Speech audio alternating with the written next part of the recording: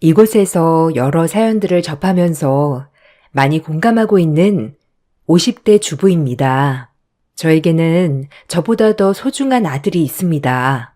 저희 아들은 어디 내놓아도 부끄럽지 않을 정도로 똑똑하고 착하게 자랐습니다.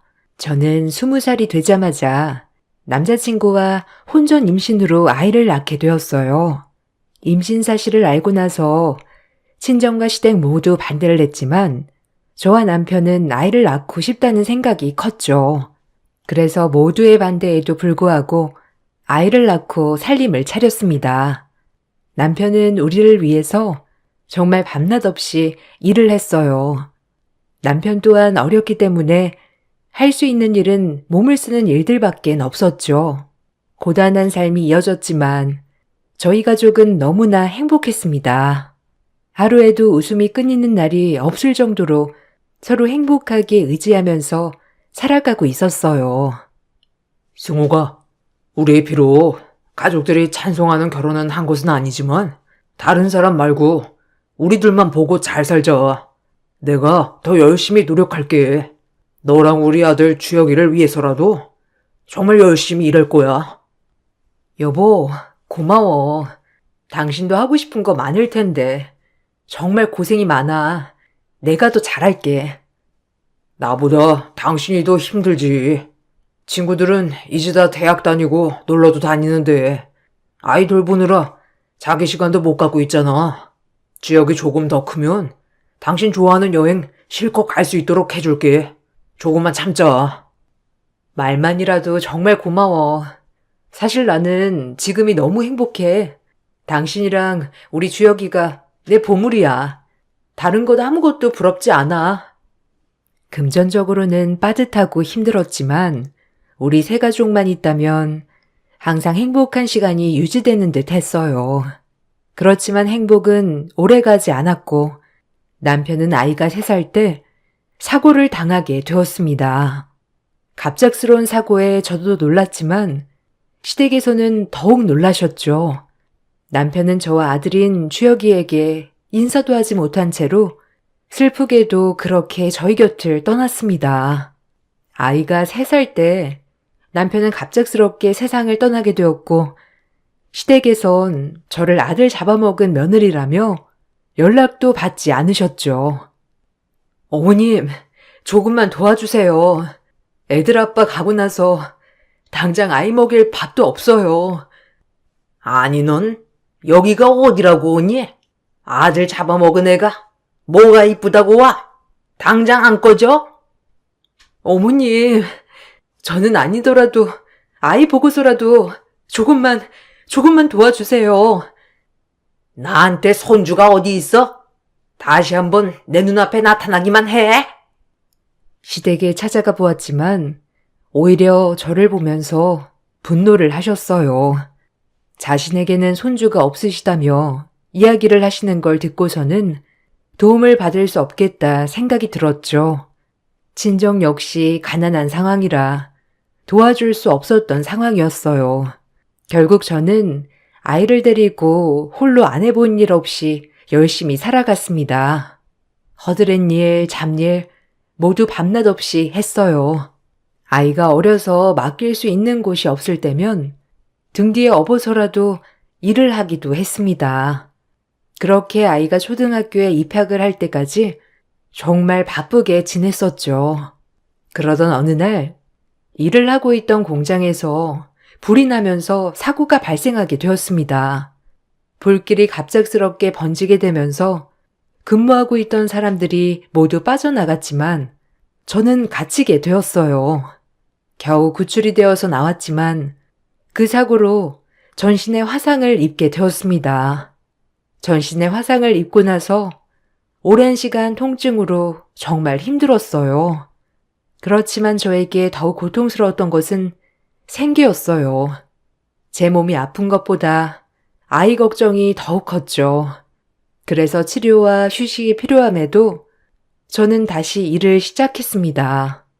얼굴의 일부분인 화상 자국이 남아있다 보니 주변 사람들은 저를 보면서 화들짝 놀라기도 했어요. 어떤 곳에선 화상 때문에 일을 줄 수 없다는 곳들도 많았죠. 그렇지만 다른 사람의 시선을 신경 쓸 수는 없었습니다. 다행히 아이는 너무나 착하고 바르게 커주었어요. 그은한 사춘기도 없었던 아들이었거든요. 공부를 정말 잘하고 학교에서도 상위권을 놓치지 않을 정도로 똑똑했습니다.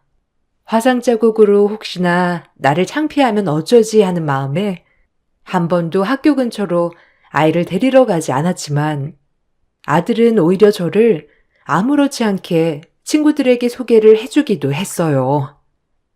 엄마, 왜 거기 있어? 학교 앞에서 기다리지. 아, 그냥 여기가 편해서. 학교는 잘 끝났어? 엄마, 난 괜찮으니까 학교 앞에도 오고 학교에 상담도 와. 엄마, 나는 엄마 얼굴 예뻐. 엄마 얼굴 신경 쓰이지 않아? 괜찮아. 엄마는 지금도 똑같아. 그러니까 이렇게 숨고 있지 말고. 아들은 항상 저의 얼굴을 바라보며 웃어주었습니다. 사춘기가 되면서 제 얼굴이 불편할 수도 있었지만 전혀 그런 기색이 없었죠. 그런 아들이 원하는 길을 갈 수 있도록 저는 열심히 일을 했어요. 아들 대학 학비도 차곡차곡 모아두었습니다. 아들은 그런 저에게 미안한 마음이 들었는지 쉽게 들어갈 수 있었던 명문대도 포기하고 장학금을 받을 수 있는 대학에 들어가려고 했던 일도 있었네요. 주혁아, 오늘 선생님이 전화가 오셨는데 대학 진학 때문에 말이야. 선생님은 명문대 충분히 갈 수 있다고 하시는데 네가 안 간다고 얘기했다면서? 그래도 선생님은 더 좋은 학교에 가는 게 나을 것 같다고 하는데 왜 다른 곳을 지원하겠다고 한 거야? 엄마, 다른 건 아니고 그냥 그 대학에 가고 싶어서 그런 거야. 선생님 말씀으로는 그 대학 입학을 하면 성적으로 장학금 받을 수 있다고 해서 그런 것 같은데 그게 맞니?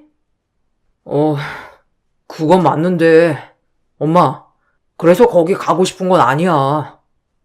주혁아, 엄마는 주혁이가 가고 싶은 대학으로 갔으면 좋겠어.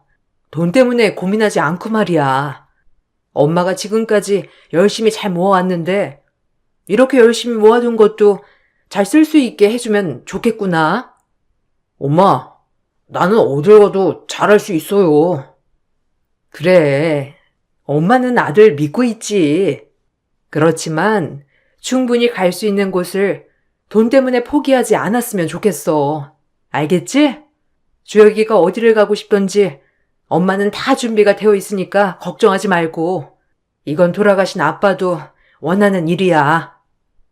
아들과의 대화 끝에 아들은 명문대로 진학을 결심하고 열심히 공부를 한 끝에 합격을 하게 되었습니다.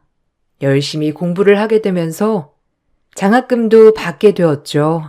아들은 법대에 입학을 하게 되었습니다.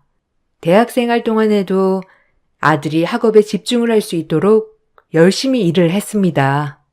아들은 대학생활 동안 아르바이트를 하겠다며 이야기를 하기도 했지만 그때 처음 저는 아들을 혼내기도 했습니다. 엄마, 이제 저도 성인이고 아르바이트 할 수 있어요. 주혁아, 엄마는 공부만 열심히 했으면 좋겠어. 물론 아르바이트를 할 수도 있겠지. 그치만 주혁이가 원하는 길이 있잖아. 엄마가 그걸 지원해주는 것도 엄마의 일이야. 다른 것보다 제 용돈은 제가 알아서 벌어서 쓸게요. 엄마도 일하는 시간 좀 줄이셨으면 좋겠어요. 아들, 엄마 아직 젊어. 지금 젊을 때 일을 해야지. 이제 졸업하고 일 시작하면 평생 일해야 하는데 지금은 공부에 집중했으면 좋겠어. 알겠지, 주혁아? 엄마가 도와줄 수 있을 때까지는 그대로 받아주었으면 좋겠다. 저 역시 아들의 마음을 충분히 알고 있었기 때문에 아들의 이런 이야기들을 이해가 되지 않았던 것은 아니었어요. 그렇지만 저는 아들에게 너의 길을 가라고 얘기를 해주었고, 아빠도 모두가 바라는 일이라고 이야기를 했습니다. 소소한 일들이 있었지만 아들은 열심히 자신의 길을 갔고 로스쿨에 진학을 하고 나서 시험을 보고 임용까지 모두 합격을 한 뒤 검사가 되었습니다. 지금까지 열심히 노력한 아들이 너무나 자랑스럽고 행복했어요. 아들의 졸업식 날 저는 제 화상 흉터가 신경이 쓰여서 멍발치에서 아들의 모습을 보고 있었지만 아들은 정말 아무렇지 않은 표정으로 저를 주변 사람들에게 소개해 주었습니다. 어쩌면 신경 쓰일 수도 있고 창피할 수 있었던 저의 모습을 아들은 누구보다 자랑스럽게 생각하고 있다는 것에 정말 많은 감동을 받았죠. 그 이후로도 아들은 검사가 되고 집에 보답을 하겠다며 월급을 통째로 주겠다고 한 적도 있었지만 저는 아들이 자신의 길을 잘 찾아가고 있다는 것만으로도 행복했습니다. 엄마, 이제 일 다 그만둬. 내가 앞으로 엄마 평생 먹여 살릴게. 아들, 엄마는 엄마고 아들은 아들이야. 내 삶은 내가 살아가는 거고 네 삶은 네가 살아가는 거야. 누가 책임져 주지도 살아주지도 않는 일이니까 엄마 삶은 엄마가 잘 꾸려 살게 해줘. 아니야. 그동안 엄마가 날 키워줬는데 내가 이제부터라도 보답하게 해줘. 엄마는 아들이 앞으로도 행복하게 잘 살면 그것만으로도 충분해. 엄마는 아직도 일할 수 있는 힘이 있고 내가 정말 힘들어서 못할 때까지는 알아서 일하면서 잘 살 거야. 그러니까 이렇게 월급을 가져다 주지 않아도 돼. 다만 엄마는 이제 엄마의 할 일은 거의 다 한 것 같아. 그러니 사고치지 않고 열심히 아들의 삶을 살아가 준다면 그것만으로도 충분해. 아들은 용돈도 챙겨주려고 했고 집도 이사를 해주겠다며 이야기를 했지만 저는 그런 모든 것들을 거절을 했습니다. 앞으로의 아들의 삶이 더 길고 많이 남아있기 때문이었어요. 저 또한 앞으로 일을 할 수 있는 힘이 있기 때문에 아들의 도움을 지금부터 받을 필요는 없다고 생각을 했었죠. 아들이 검사로 지내게 된 그 후로 저는 제 할 일을 다 한 것 같다고 생각을 하고 있었어요. 마지막으로 해야 할 일이라곤 아들의 결혼이었죠. 그러던 어느 날 아들이 검사가 되고 난 후 처음 아들은 만나는 여자가 있다고 예비 며느리를 데리고 왔습니다. 아들이 근무하고 있는 법원 근처 카페 직원이라고 하더라고요. 어머님, 안녕하세요. 저 주혁씨 여자친구 손민주라고 합니다. 어머, 반가워요. 우리 주혁이랑 얼마나 만났다고 했죠? 네, 이제 1년 되었어요. 어머님, 한번 뵙고 싶었는데 이렇게 만나 뵙게 되어서 정말 너무 좋네요. 아들이 만나는 여자가 있다는 건 알았지만 이렇게 곱고 예쁜 분인지 몰랐네요. 정말 반가워요. 주혁이 말로는 결혼까지 생각을 하고 있다고 하던데. 네, 주혁씨랑 결혼하고 싶어요, 어머님. 허락해 주실 거죠? 그럼요. 나는 우리 주혁이가 좋다면 다 괜찮아요. 우리 집은 보다시피 나와 주혁이밖에 없어요. 아, 저희 집은 부모님 모두 계시고 여동생 있습니다. 부모님은 복지관을 운영하고 계세요. 며느리는 처음 보는 날부터 싹싹하고 밝았어요. 아들은 여자친구 부모님도 좋으신 분이신 것 같다며 이야기를 하더라고요. 저는 제 화상 자국이 혹시나 사돈 댁이 불편해 하시진 않을까 싶어서 걱정을 했는데 아들은 이미 이야기를 해둔 상황이라고 했어요. 주혁아, 혹시 내 얼굴 화상 자국에 대해서는 얘기했니? 아무래도 결혼식을 올린다고 하면 나도 혼주로 참석을 해야 하니까 이건 얘기를 해야 하지 않을까 싶어서 거기다가 상견례 할 때 알게 되면 많이 놀라시지 않을까? 엄마, 걱정하지 마. 이미 여러 번 얘기해 드렸고, 민주 부모님께서도 다 알고 계셔. 거기다가 괜찮다고 하셨어. 아, 그러니? 그래도 이 정도인 줄 모르시는 건 아닌가 싶어가지고. 엄마, 나는 엄마 화상자국 하나도 신경 안 쓰여. 오히려 혼자서 나 이렇게 키우려고 고생하다가 생긴 상처이고, 사고 때문에 생긴 건데, 그걸 가지고 뭐라고 하는 게 이상하지. 그러니까 너무 걱정하지 마. 다 말씀드렸고, 이번에 민주가 왔다가 가면서도 얘기했을 거야. 그래, 그러면 다행이지만, 민주는 어떻대? 괜찮다고 해? 아, 그럼. 엄마는 어때? 엄마는 주혁이가 좋다고 하면 괜찮지. 엄마 신경 쓰지 말고, 결혼하면 둘만 잘 살면 돼, 알지? 사실 그동안 먹고 사느라 화상 흉터에 대해서는 신경 쓰지 않았어요. 오히려 화상 때문에 잘리면 어쩌지 걱정을 하는 거 외에는 이걸 빨리 치료해서 없애야 되겠다 생각은 안 했었거든요. 그런데 아들이 결혼을 한다고 하니 전부터 치료를 해서 조금이라도 나아지게 했어야 했나 이런 생각도 들었답니다. 그렇지만 아들은 정말 좋으신 분들이고 이 모든 것들을 다 알고 계신다고 하니 안심이 되기도 했어요. 그렇게 상견례 날이 다가오게 되었습니다. 그래도 첫 인사를 드리는 날이라 깔끔하게 차려입고 예약된 식당으로 향했어요. 아들과 먼저 도착을 해 기다리다 보니 사돈댁 식구들이 오시더라고요. 아유, 안녕하세요. 저는 주혁이 엄마입니다. 네. 안녕하세요. 민주 엄마예요. 민주 아빠입니다. 네. 처음 민주 양 봤을 때 정말 곱다고 생각을 했는데 어머님 아버님을 닮아서 그랬나 보네요. 아, 그런가요? 긴장을 한 채로 인사를 나누고 앉으니 뭔가 사돈댁 식구들의 표정이 좋지 않았어요. 뭔가 마음에 들지 않는 것이 있는 걸까 싶었지만 식사 자리 내내 불편한 얼굴을 하고 있어도 이야기를 하시지는 않더라고요. 아들 역시 표정이 좋지 않았고 식사가 마무리가 되는 도중에 아들은 잠시 예비 며느리를 데리고 밖으로 향했습니다. 그때 안사돈께서 저에게 이야기를 했어요. 저기, 화상 자국이 있다는 얘기는 들었습니다. 네. 20년도 더 되었네요. 사고로 전신 화상을 입게 되었어요. 조금 심하죠? 네, 화상 자국이 있다고 하길래 그냥 약간 있는 줄 알았는데, 생각보다 조금 심하네요. 네. 그래도 화장도 하고 그러면 괜찮습니다. 이게 아픈 건 아니라서요. 네.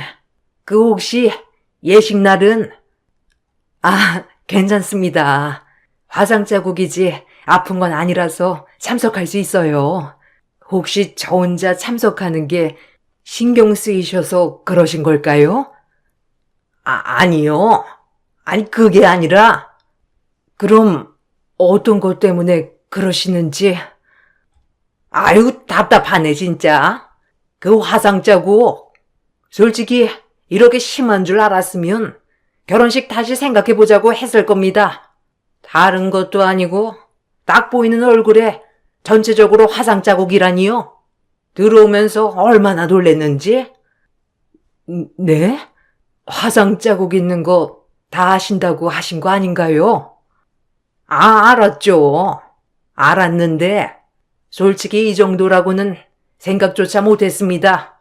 아니, 다른 것도 아니고, 애들 결혼식인데, 그걸로 참석하시려고요? 아니, 제 꼴이 어때서요? 모르는 사람이 보면 놀래요. 그 정도 화상이 심하면 화장으로 가려지겠어요? 그 얼굴로 예식날에는 참석 마세요. 어떻게 하나밖에 없는 아들 결혼식에 참석하지 말라는 겁니까? 아니, 그럼 예식 망치실 거예요? 애들 행복하게 살겠다고 하잖아요. 그런 몰골로 예식 참석하면 오신 하객분들은 얼마나 놀라시겠어요? 다들 손가락질 합니다. 아무리 그래도 예식은 잘 치르게 해주셔야죠. 저희는 사돈 참석 안 하는 걸로 알고 가겠습니다. 아니 저기요. 아무리 그러셔도 이러시는 건 아니죠. 예비 사돈댁에서는 처음부터 저의 얼굴을 보고 불편함을 감추지 못했던 것입니다. 아들이 사돈댁에 인사를 가면서도 어머니가 화상이 있으시다 설명을 했었는데 그것에 대해서 대수롭지 않게 생각을 했던 것이었어요. 특히나 예비 며느리는 그날 집에 인사를 오고 나서 집으로 가 저희 얼굴 때문에 예식이 고민이 된다고 털어놓은 듯 했어요. 예비 며느리와 밖에서 이야기를 하다가 들어오면서 저에게 예식을 참석하지 말라고 통보하고 가는 안사돈을 보게 된 아들은 크게 분노를 했습니다. 엄마, 나 민주랑 결혼 안 할 거야. 혹시 엄마 때문이야? 엄마는 신경 쓰지 마. 그럴 수 있어. 이렇게 전신 화상을 입은 사람을 보는 일도 흔한 게 아니니까 놀라셔가지고 그럴 수 있어. 그러니까 너무 섣부르게 생각하지 마. 아니, 엄마, 나는 결심했어. 솔직히 민주가 엄마를 안 보고 갔던 것도 아니고 갑자기 저렇게 나오신다는 게 너무나 화가 나. 주혁아, 엄마 괜찮아. 그리고 엄마랑 결혼하는 게 아니고 민주랑 결혼하는 거잖니. 그러니 너랑 민주만 생각해. 아들은 그날 이후 파혼을 결심했습니다. 제가 아무리 얘기를 해보아도 아들의 결심은 바뀌지 않았어요. 아들이 아무런 연락을 받지 않고 파혼을 통보하자 사돈댁에서는 난리가 난 듯 보였습니다. 그날 이후로 저희 집에도 찾아오고 어떻게 알았는지 전화까지 해오면서 파혼만은 막아달라고 했죠. 그렇지만 누가 들어도 부탁을 하는 것은 아니었어요. 저 민주 엄마예요. 주혁이가 갑자기 파혼을 통보했다고 해서요. 네, 저도 들었습니다. 아무리 민주가 연락을 해도 받지도 않는다고 해서 혹시 주혁이랑 얘기를 좀 해보셨나요? 네, 제가 많이 얘기를 해봤지만 마음이 달라지진 않네요. 아니, 엄마란 사람이 이런 일륜지 대사를 그냥 이렇게 망치게 두실 건가요? 다른 것도 아니고 엄마 얼굴 때문에 저희가 불편하다 얘기를 한 거잖아요. 미안하시진 않으세요? 네? 무슨 말씀이신지? 아니, 다른 것도 아니고 다 좋은데 어머님 얼굴 때문에 예식만 참석하지 말라고 한 건데 그것 때문에 파혼한다잖아요. 그럼 어머님께서 나서서 마음 돌리게 해야 하는 거 아니냐고요. 저도 충분히 얘기를 했습니다. 안 했던 거 아니고요. 말을 했지만 주혁이 마음이 그러한 걸 제가 어떻게 돌려놓습니까? 노력 안 하신 건 아니세요? 아니 솔직히 다른 사람들이 봐도 놀랄 수 있잖아요. 뒤에선 주혁이한테 이런 말 들었다면서 우는 소리 하신 건 아니시고요. 그게 아니라면 결혼하겠다면서 먼저 추진했던 주혁이가 이렇게 한순간에 바뀔 수가 있답니까? 사돈댁에서는 마치 제가 그런 얘기를 듣고 상처를 받아 파혼을 종용한 것처럼 이야기를 했습니다. 그 말을 듣고 나서는 너무나 황당했지만 저 역시 제 화상 자국이 아들에게는 걸림돌이 될 수 있다고 생각을 해왔었기 때문에 더욱 걱정이 많았죠. 다시 한번 아들에게 내 상황을 얘기해 보았지만 아들의 마음은 단호했습니다. 주혁아, 파혼한 거 정말 바꿀 생각 없어? 엄마, 난 지금 결정 잘했다고 생각해. 시간이 지나도 후회하지 않을 자신이 있어. 그러니까 걱정하지 말아요. 아들, 지난 30여 년간 정말 열심히 너를 키웠어. 맞아. 그러면서 사고로 화상도 입게 된 거고. 그렇지만 이게 네 탓도 아니고 그 누구의 탓도 아니야. 이건 그냥 내가 감당하는 일이고 어쩔 수 없는 일인 거야. 그렇지만 그게 다른 사람들에게는 불편할 수도 있어. 화상 자국이라는 게 나도 내 얼굴 보면서 놀랄 때가 있으니까. 엄마는 거울을 볼 때만 엄마의 얼굴을 보지만 나는 평생을 엄마 얼굴을 바라보면서 살아왔어. 그 세월 동안 나는 한 번도 엄마의 얼굴이 불편하다고 생각해 본 적 없어. 가장 자주 봤던 내가 불편하지 않았는데 어째서 다른 사람들이 불편함을 이야기하는 거야? 엄마, 나는 엄마가 정말 고생하고 힘들게 나를 키워왔던 걸 다 알고 있어. 이건 나를 위한 선택이기도 해. 아들은 단호한 얼굴로 지금의 결정을 후회하지 않는다고 얘기를 했어요. 저도 아들의 태도에 어쩔 수 없다고 생각을 했지만 사돈댁과 예비 며느리는 그렇지 않았던 모양이더라고요. 결국 저희 집까지 찾아와 이야기를 하며 요구를 했습니다.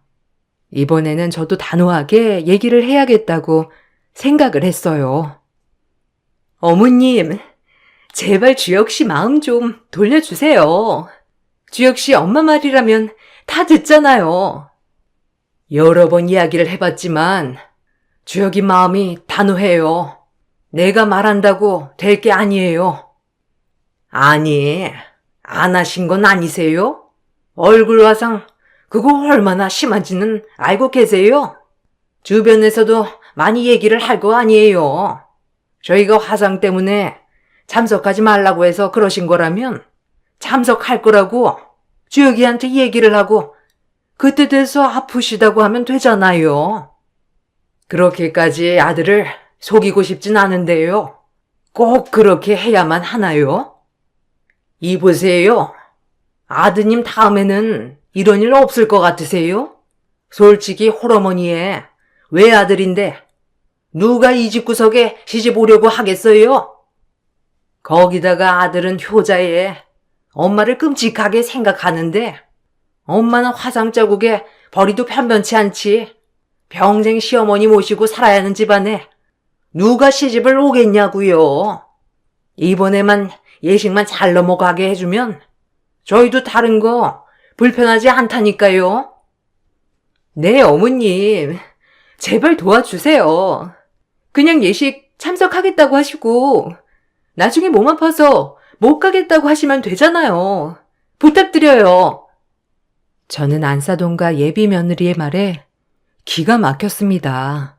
이렇게까지 결혼을 시켜야 하나 싶기도 하더라고요. 아들이 파혼을 결정한 것은 나에게 한 태도도 있겠지만 예비 사돈댁의 생각을 보고 결심한 것은 아닐까 생각이 들었어요. 아무렇지 않게 얘기를 하는 두 사람을 보면서 정말 어떤 말을 해야 할까 기가 막히더라고요. 자신들이 한 말에 대한 사과가 아닌 다시 결혼식을 올리기 위해서 저에게 거짓말을 하라는 말을 듣고 나서 참담한 심정이었습니다. 두 사람은 저에게 계속해서 설득을 했어요. 기가 막힌 얘기를 듣던 와중에 문이 열리더니 아들이 갑자기 집에 들어왔습니다.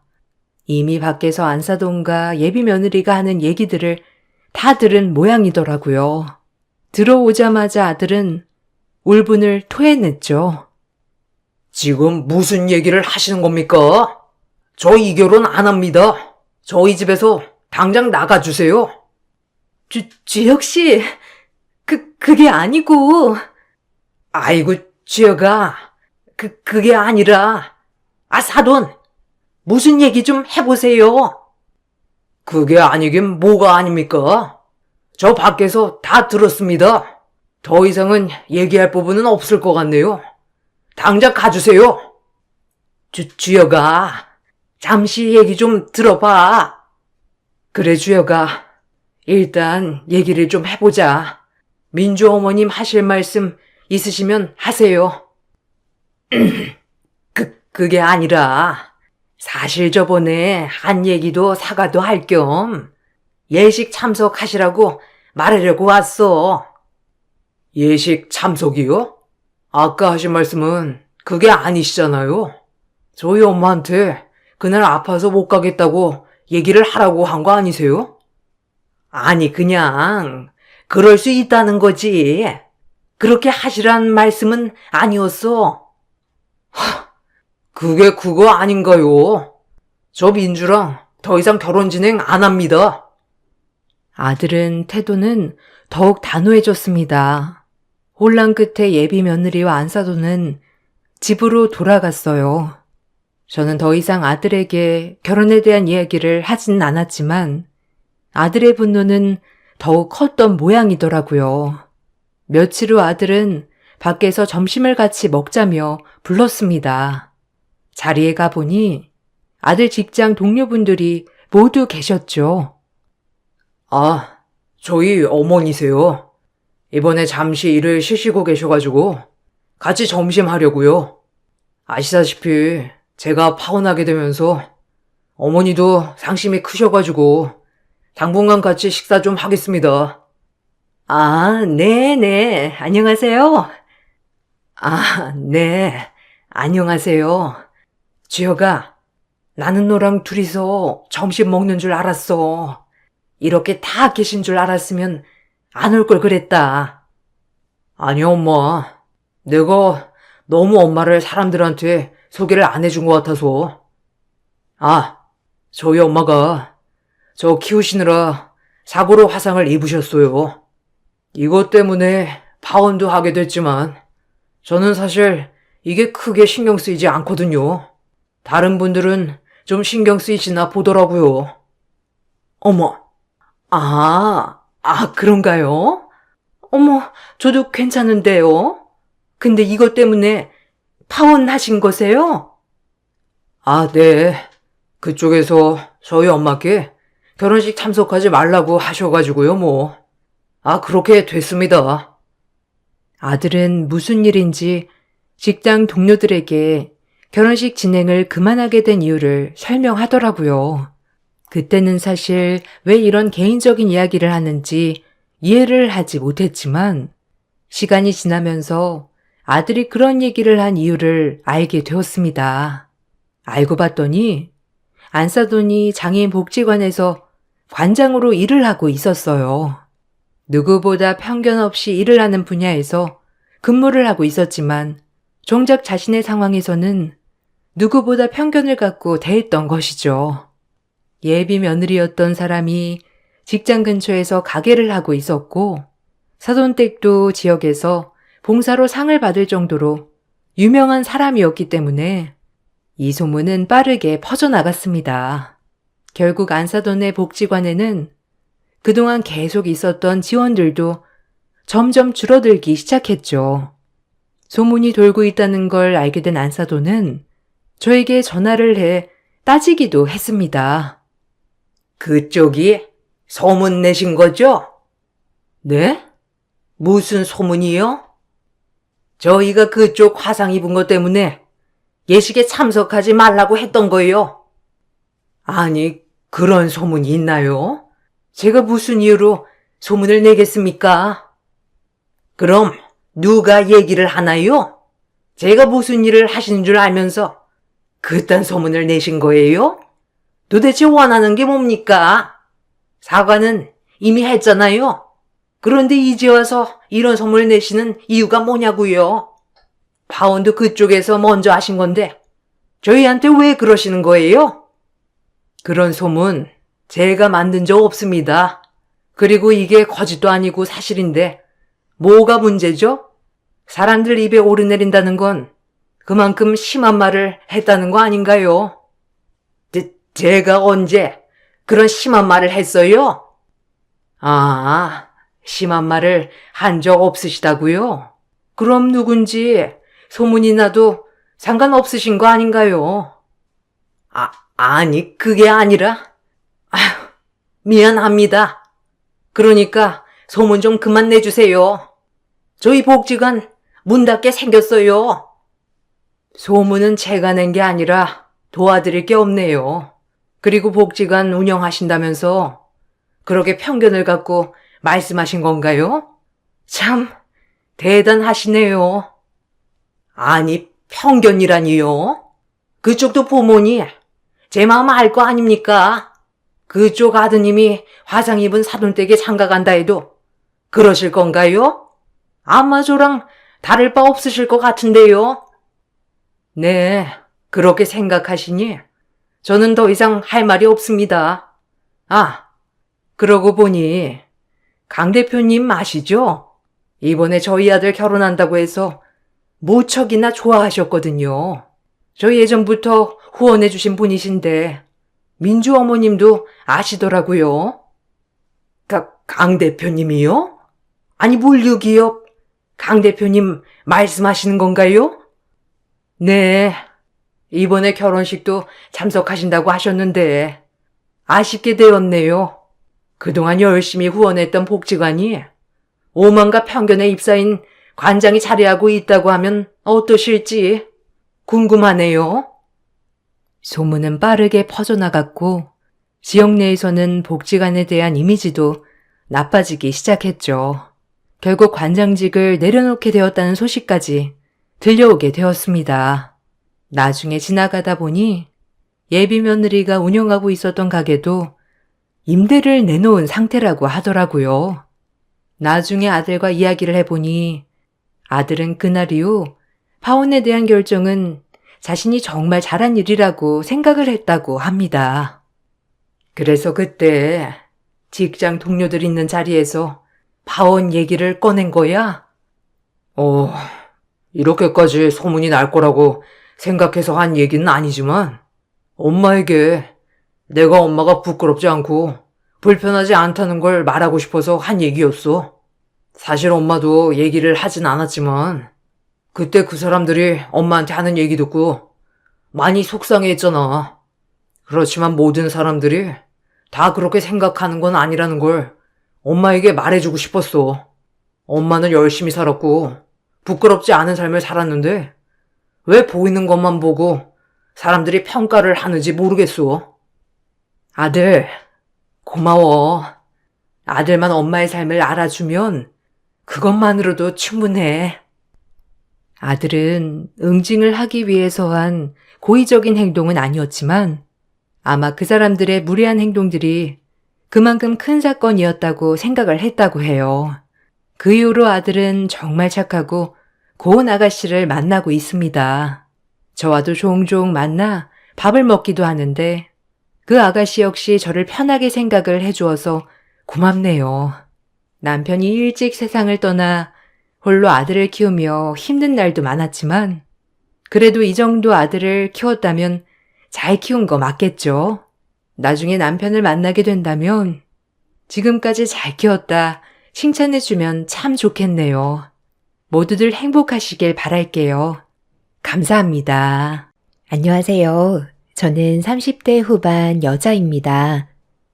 현재 너무 황당한 일을 겪어서 이 상황을 어떻게 받아들여야 할지 고민이 많아 사연을 신청하게 되었습니다. 저는 선천적으로 심장이 좋지 않아서 항상 활동에 제약이 많았었어요. 무리한 운동은 저에게 치명적이기 때문에 야외 활동은 거의 하지 않고 대부분의 생활을 집에서 보낼 수밖에 없었습니다. 이런 삶을 오랜 시간 지속이 되다 보니 저도 너무 지치고 답답해서 힘차게 뛰어보고 싶어 아무것도 생각하지 않고 앞만 보며 달린 적이 있었어요. 아주 잠깐 동안이었지만 세상을 다 가진 것 마냥 기분이 좋았었죠. 그런데 분명 저는 뛰고 있었는데 눈을 떴을 땐 병원에 누워 있었고 그 짧은 순간에 정신을 잃었던 거였습니다. 어렸을 적에도 친구들이 뛰는 모습을 보고 같이 따라 뛰었다가 큰일 난 적이 있었는데 성인이 되었어도 제 몸은 커지기만 했지 달라진 건 전혀 없었어요. 그리고 제 손을 잡고 눈물을 흘리고 계신 부모님의 모습을 보게 되자 너무 죄송스러웠어요. 너무 답답했던 나머지 제가 쓰러지면 부모님께서 슬퍼하실 거라는 걸 알면서도 이기적인 행동으로 또다시 눈물을 흘리게 만들어 버렸죠. 오로지 저만 바라보시고 지금까지 살아오셨던 분들이었는데 제가 너무 생각 없이 또다시 일을 저지른 것 같아 그날 이후 2번 다시 뛰지 않았어요. 그런데 이런 삶들이 너무 무료했었고 뛰었을 때 온몸에서 느껴지는 전율을 잊지 못해 억누르기란 쉽지 않았습니다. 제 몸이 조금이라도 건강했다면 남들처럼 평범하게 살았을 텐데 그렇지 못한 삶이 너무 원망스러웠어요. 부모님께 또다시 슬픔을 안겨드리고 싶지 않아 뛰고 싶은 마음을 통제하면서 살아오다 보니 결국 우울증까지 오게 되었고 상황이 심각해지자 병원에서는 조금씩 야외 활동을 하는 게 어떻겠냐는 의견을 주셨어요. 하지만 부모님께서는 혹시라도 저에게 무슨 일이 생기게 되었을 때 도움을 주지 못하게 될까봐 항상 옆에서 머물길 원하셨습니다. 저희 부모님도 일적으로 많이 바쁘시기 때문에 제가 언제 어디서든 연락이 되고 확인할 수 있는 곳에 있길 바라셨어요. 가족 모두 이 문제에 대해 한참을 고민한 끝에 제가 부모님 곁에 있으면서 무리하지 않게 움직일 수 있는 방법은 부모님이 다니시는 회사에 제가 소속이 되는 거였어요. 의사는 제가 성인이고 기본적인 체력은 되기 때문에 유산소 운동으로 조금씩 심장을 강하게 만드는 게 도움이 될 수도 있다며 무리하지 않는 선에서 활동하길 권했어요. 처음에는 사무 일을 조금씩 도와서 했지만 제 몸에 전혀 도움이 되지 않는 일이라 크게 의미가 없었죠. 그런데 제 눈에 청소하시는 분들이 들어왔고 땀 흘리며 즐겁게 일을 하는 모습에 저도 함께 청소 일을 해보고 싶었어요. 부모님께서는 무리를 하게 될까봐 걱정을 하셨지만 제가 최대한 조절하며 일을 하겠다는 말에 일단 상황을 지켜보셨어요. 그렇게 시작된 청소일은 어느덧 8년이라는 시간이 흘러버렸고 그만큼 제 몸 또한 예전과는 비교가 되지 않을 정도로 건강한 몸을 유지할 수 있었습니다. 그리고 저에게는 처음으로 좋은 인연을 만나 1년 정도 연애를 지속할 수 있었습니다. 예전과는 많이 다른 삶을 살게 되면서 자연스럽게 우울증도 사라지게 되었고 매일이 행복했었어요. 부모님께서도 건강해진 모습을 보시곤 예전과 다르게 마음이 많이 편해진 걸 느낄 수가 있었습니다. 그런데 인생은 언제 어디에서 예상치 못한 상황이 온다고 안정적인 삶을 살던 저에게 사건이 하나 터지게 되었고 믿을 수 없었던 충격적인 광경에 입을 다물지 못했어요. 그날도 언제나 해왔던 것처럼 청소 일을 하고 거의 작업이 마무리가 되어갈 때쯤 청소 도구를 정리하고 있었는데 제 옆을 지나던 한 여성분과 부딪히게 되면서 그분이 넘어져 버렸어요. 그런데 심하게 넘어졌는지 일어나지 못하고 있길래 제가 잘못한 건 아니었지만 먼저 사과를 드리는 순간 제 얼굴에 손이 올라왔어요. 지금 뭐 하는 짓이야? 더러운 청소부 주제에 내 앞길을 막아? 너 때문에 지금 팔목이 다쳤잖아. 삐끗했는지 시려 죽겠다고. 여기 관계자 어디 있어? 오늘 하루 기분이 정말 안 좋았는데 너 아주 잘 걸렸다. 당장 내 앞에서 무릎 꿇지 못해? 내 아들이 여기 로펌 회사 변호사야. 뭘 그렇게 노려봐? 그쪽이 통화하면서 앞을 보지 못하고 걸어오다가 저한테 부딪혀서 넘어진 거잖아요. 그리고 실내에서 선글라스를 착용하고 있으니 뭐가 보이겠어요? 제가 중년 여성의 말에 반박을 하는 순간 근본도 없는 게 어디서 대드냐며 갑자기 제 머리채를 잡아 넘어뜨렸고 들고 있던 가방으로 저를 사정없이 내리쳤습니다. 너무 순식간에 일어난 일이라 대응조차 하지 못하고 있자 주변에서 같이 일하시던 작업자분들께서 흥분을 가라앉히지 못하는 여성을 겨우 말려 상황을 진정시켰어요. 한바탕 소란이 일어나자 경비분들이 오셔선 무슨 일인지 물어보길래 저는 침착하게 설명해 준 뒤 가슴에 통증이 생겨서 진정이 필요할 것 같아 벽에 몸을 기댔고 저를 노려보던 여성은 변호사인 자기 아들을 당장 불러달라며 저 때문에 상해를 입었기 때문에 법적 처벌을 받아야 한다고 난리를 치길래 경비원은 여성을 데리고 신원조회를 하게 되었죠. 그런데 잠시 뒤 경비원들의 얼굴 표정이 굳어지더니 알 수 없는 대화를 주고받고 있던 여성은 그럴 리 없다며 경비원분들한테 삿대질을 하기 시작했고 다시 조회해보라고 더욱더 난리를 쳐댔어요. 알고 보니 자기 아들이 로펌 변호사인데 왜 명단에 없냐고 흥분을 가라앉히지 못하고 있던 거였어요. 상황이 더욱더 심각해지면서 소란 때문에 일하던 모든 분들이 로비로 하나둘 모여들기 시작했습니다. 당신들, 내가 거짓말 하는 것 같아? 며칠 전에도 로펌에 와서 아들과 만났었다고. 내 아들, 이름 박세우로 다시 신원조회 해보라니까. 아, 글쎄, 몇 번을 검색해봐도 그런 이름은 명단에 나와 있지 않습니다. 저희가 지금 상황에서 왜 거짓말을 하겠어요? 경찰 부르기 전에 더 이상의 소란 그만 피우고 그만 나가주세요. 회사 업무에 방해가 된다면 법적인 처벌을 받을 수 있다는 거 몰라요? 여긴 일반 회사가 아니라 변호사분들이 일하는 로펌 회사입니다. 내가 그걸 몰라서 이 난리를 치는 것 같아? 마지막으로 한 번만 더 검색해 보라니까. 지금 어디에 손을 대? 이거 안 나? 당장 내 아들 불러오라고. 윤정아, 갑자기 이게 무슨 일이냐? 연락받고 내려왔는데 어디 다친 데는 없고? 저기요, 누구신진 모르겠지만 제가 이 애비 되는 사람입니다. 저랑 얘기하시죠. 아, 그쪽이 저 근본도 없는 천한 것의 아빠요? 전현 때문에 내 옷이 더러워진 거 안 보여요? 이게 얼마짜리인지 알기나 해? 딸내미는 청소 일을 하는데 그쪽은 비싸 보이는 정장 빼입고 있는 걸 보니 지 딸 부려먹고 돈만 빼먹는 나쁜 놈인가 보네.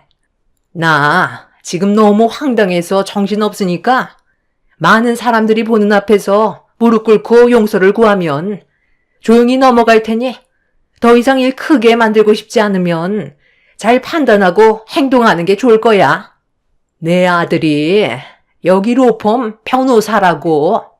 신원조회가 왜 안 되는지 모르겠는데 당장 전화해서 내 아들 나오라고 하면 되겠네. 너희들 사람 잘못 건드렸어. 부녀지간 아주 쌍으로 날리구만. 여성은 어디론가 전화를 걸었고 어디선가에서 벨소리가 들려오기 시작했어요. 그리고 전화를 받으며 화장실에서 걸어 나온 남자를 여성이 보는 순간 핸드폰을 바닥에 떨어뜨렸고 저도 그 모습을 보곤 너무 놀라 입을 다물지 못했습니다. 그리고 여성과 눈이 마주친 남자는 급하게 엘리베이터를 타고 건물 위로 올라가 버렸어요. 어떠한 말도 듣지 못한 상태에서 여성은 그 남자를 쫓아가려고 엘리베이터 버튼을 수차례 눌렀고 저와 아빠도 함께 엘리베이터를 타고 위층으로 올라갔습니다. 그렇게 엘리베이터 문이 열리는 순간 바로 앞에 보이는 대표실에서 누군가 급하게 뛰쳐나왔고 저희 가족과 여성이 앞을 가로막은 순간 난감한 표정을 보이는 남자와 대표실에서 뛰쳐나온 그분은 제가 8년간 알고 지냈던 두 부자였습니다. 그리고 그 모습을 보게 된 중년 여성이 떨리는 목소리로 입을 열었고 저와 아빠는 그제서야 어떤 상황인지 전부 다 파악을 할 수가 있었어요. 그리고 옆에서 모든 걸 듣고 계셨던 아빠는 화가 머리끝까지 올라왔죠. 그 사람들이 뒤늦게 용서를 구했지만 이미 아빠는 로펌 회사의 대표로서 회사 업무에 지장을 준 그 사람들을 용서하지 않았습니다. 당신이 어떻게 여기에 있는 거야? 그리고 그 복장은 또 뭐고? 지금 왜 그런 모습을 하고 있는지 나한테 설명을 좀 해줘야 할 것 같은데? 왜 공사장에서나 착용하는 헬멧을 쓰고 먼지투성인 작업복을 입고 있는 건데? 그리고 너는 지금 옷이 그게 뭐야?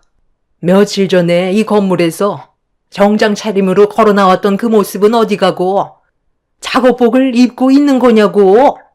당신이랑 너 지금 여태까진 나를 속이고 있었던 거야? 당신이 그동안 보여준 것들은 전부 다 거짓이었냐고 묻고 있잖아. 제가 다 설명드릴게요. 여기서 이러지 말고 일단 나가서 얘기하면 안 될까요? 저희가 속일 생각은 없었는데 어쩌다 보니 일이 커진 것 뿐이에요. 이게 다 무슨 말이야? 나도 지금 많이 당황스럽거든? 저 사람이 찾고 있던 우리 아빠 회사에 소속되어 있는 변호사가 정말 세우 씨라는 거야? 그런 거 아니잖아. 처음에 이름 듣고 동명이인일 거라 생각했는데 아니었던 거야? 그게 설명하자면 좀 복잡한데 일단 대표님 회사에서 소란 피운 부분에 대해서는 정말 죄송합니다. 어떠한 처벌도 받을 테니 저희 좀 일단 보내주시면 안 될까요? 지금 이 난리를 피워놓고 보내달라는 게 말이 된다고 생각하나?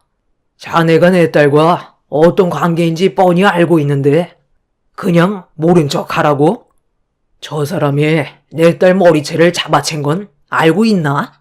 왜 그런 행동을 저질렀는지 이유가 타당하지 않다면 나는 지금의 상황을 조용히 넘어갈 생각은 조금도 없네. 아니, 이게 다 무슨 말이야? 그러니까 저분이 이 회사 대표라는 거야? 그리고 저 청소부 여자가 대표의 딸이고? 그런데 왜 저런 복장을 하고 있는 건데?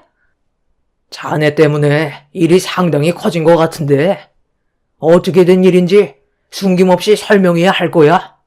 우리 회사에 문제를 일으킨 것 자체도 용서가 안 되지만 내 딸이 저 사람 때문에 심장에 큰 무리가 올 뻔했다고.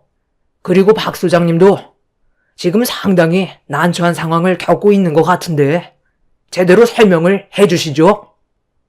저와 1년 동안 만남을 유지해왔던 남자친구는 같은 회사에 소속된 사람이었지만 변호사는 아니었어요.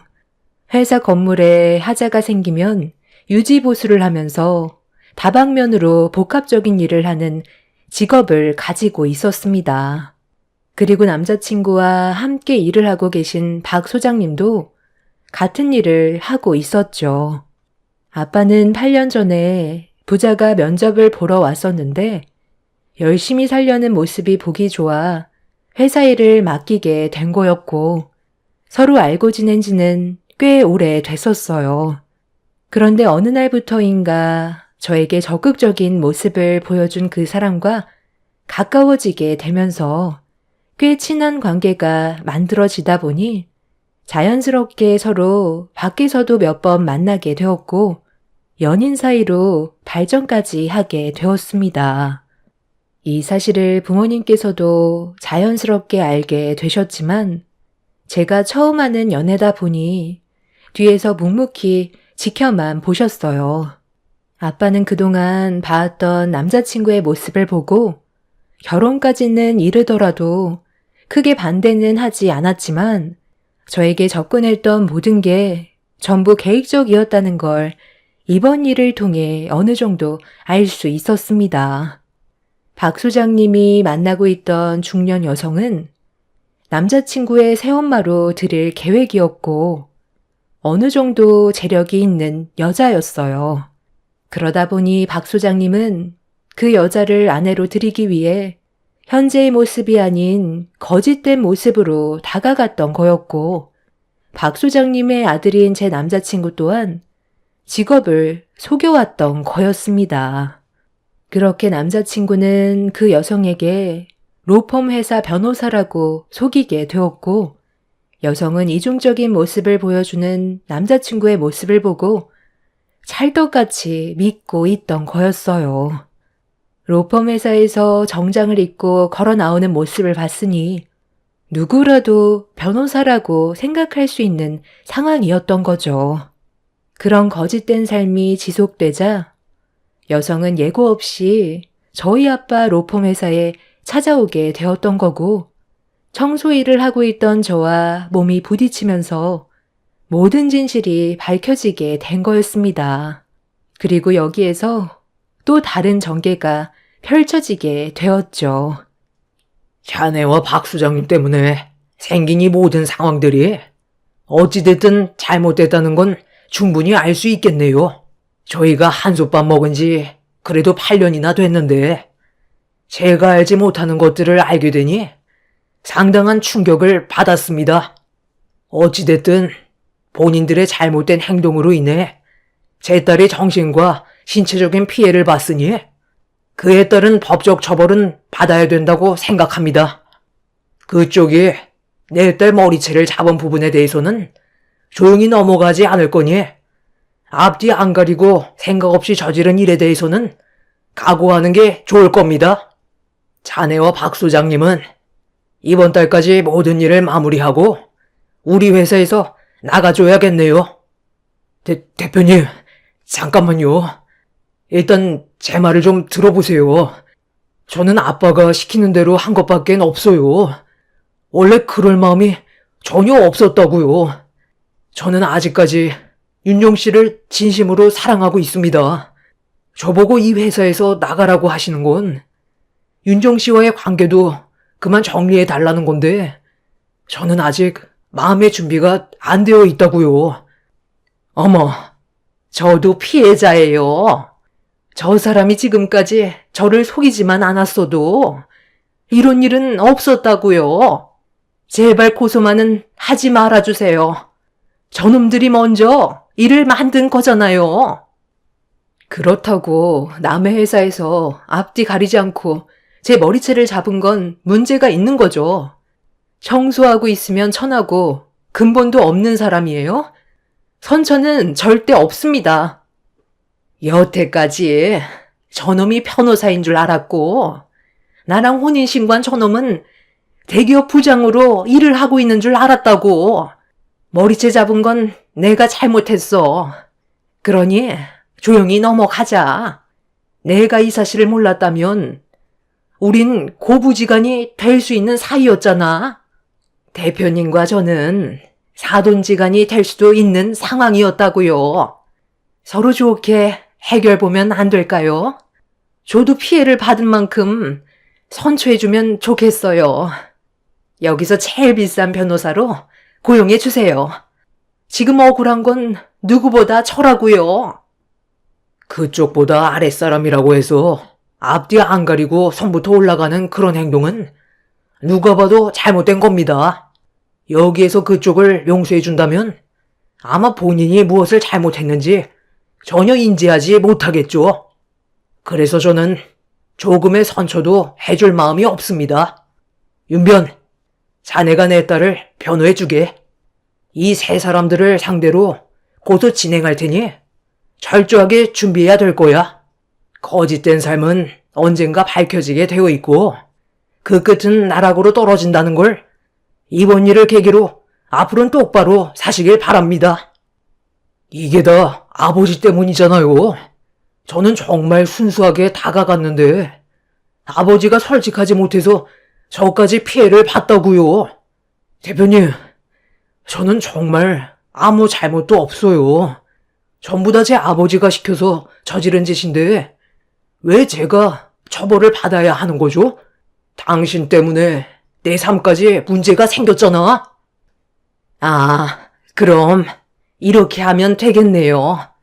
저도 지금은 너무 화가 나고 저 두 사람을 용서하고 싶지 않지만 오죽 제가 좋았으면 이렇게까지 했겠어요. 모든 상황을 제가 받아들이도록 할게요. 배경은 거짓이었지만 저를 향한 마음은 진심인 것 같아 그냥 이대로 사는 게 좋을지도 모르겠네요. 혼인신고까지 한 마당에 어쩌겠어요. 현실을 받아들이고 살아야죠. 새엄마로서 본을 보여야 하는데 잘못된 처신으로 이런 일이 벌어졌으니 모든 처벌은 제가 받도록 하겠습니다. 그러니 제 의붓아들과 대표님 따님이 좋은 관계를 유지했으면 좋겠어요.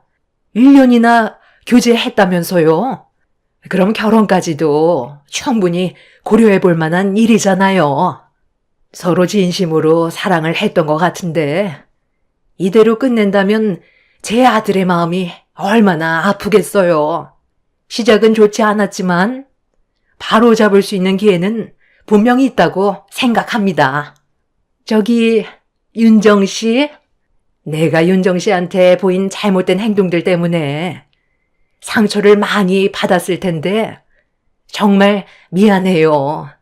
미리 알았더라면 이런 일은 없었을 텐데 좋게 넘어가주면 안 될까? 좀 전까지만 해도 사기당했다고 난리치더니 갑자기 태도가 바뀐 이유가 뭐예요? 저보고 천하고 근본도 없는 여자라며 머리채를 잡았잖아요. 저희 아빠가 로펌 회사 대표라서 갑자기 마음이 바뀌었나요? 그런데 이거 어쩌죠? 저는 이미 저 사람한테 너무 큰 실망을 했고 그쪽한테 받은 상처가 너무 커서 좋은 관계를 만들어갈 이유가 전혀 없을 것 같은데요. 저희 아빠가 말씀하신 대로 제가 받은 피해에 대해서는 법적 처벌을 물릴 생각은 없습니다. 아니, 그래도 웬만하면 좋게 넘어갈 수 있잖아. 나도 피해자라고 좀 전에 전부 다 설명해 줬는데 내가 다 떠안고 간다니까. 미안하다고 했으면 그냥 받아주면 안 되는 거야? 우리 집안의 며느리가 되어주면 앞으로 평생 잘해줄 수 있다고. 심장이 안 좋다면서 왜 청소 일을 한 거야? 운동을 하려면 헬스장을 가야지. 제가 원해서 하는 걸 굳이 당신한테 설명해 줄 필요는 없을 것 같은데요. 아빠, 이제 저 사람들 그만 회사에서 내보내는 게 좋을 것 같아요. 아니 이것 봐. 나 억울해서 못 나가. 눈앞에 금덩어리가 떨어졌는데 내가 왜 이걸 놓쳐야 되냐고. 당신이랑 세우가 행동만 똑바로 했으면 이 결혼 성사되는 거였잖아. 아니 그러니까 당신은 도대체 왜 여기까지 온 거야? 그냥 조용하게 지냈으면 이런 일도 없었잖아. 우리는 그동안 속이 편했는지 알아? 거의 다 왔는데 당신 때문에 전부 망쳤다고. 그동안 좋은 이미지 심어주고 밑바닥 다짓는데 얼마나 힘들었는데 사람 마음 먹기가 쉬웠는지 알아? 당신이 어느 정도 체력이 있어서 접근한 건 맞지만 나는 더 큰 그림을 그리고 있었다고. 평생 떵떵거리며 살아갈 수 있을 정도로 인생 역전할 수 있는 기회를 당신 때문에 놓쳐버렸어. 박 소장님과 여성은 서로 뒤엉켜 머리채를 잡고 한바탕 난리를 쳤어요. 아빠는 경비원들을 불러 그 사람들을 내쫓았고 세 사람을 상대로 고소를 진행했습니다. 제가 그 사람을 좋아했던 건 뒷배경도 아닌 인간 자체가 때묻지 않고 순수해 보이는 모습에 끌린 거였는데 그건 제 착각이었다는 걸 알 수 있었어요. 누구나 그런 건 아니지만 어떠한 목적으로 접근하기 위해 자신의 모든 걸 숨기고 상대방을 속일 수 있다는 걸 이번 일을 통해 경험하게 되었습니다. 제가 헬스장 같은 곳에 가지 않는 이유는 사회의 한 무리가 되고 싶은 마음이 컸었어요. 그래서 아빠 회사에서 사무일을 했던 거였고 제가 원하는 일은 땀 흘리며 몸을 움직일 수 있는 그런 일을 원했던 거였는데 그때 때마침 제 눈에 들어왔던 게 청소 일이었던 거죠. 그리고 저희 아빠가 이끌어 가신 회사이기 때문에 제 손으로 직접 청소를 해드리고 싶었어요. 남들이 어떻게 보던 저에게 그건 중요하지 않았습니다. 그리고 청소 일을 하면서 저와 함께 일을 해왔던 작업자분들께서도 저를 항상 따뜻하게 챙겨주시고 제가 살아가야 할 이유를 알려주셨기 때문에 즐거운 날들을 보내올 수 있었죠. 청소 일을 하면서 자주 마주칠 수밖에 없었던 그 사람과도 좋은 만남을 유지하게 되면서 미래도 생각을 했었는데 이런 일이 생기게 되니 마음이 좋지는 않습니다. 제 마음은 이미 굳게 닫혔는데 그 사람은 저에게 향했던 모든 것들이 전부 진심이었다며 저희 집 앞까지 찾아와 대문 앞에서 무릎까지 꿇게 되었죠.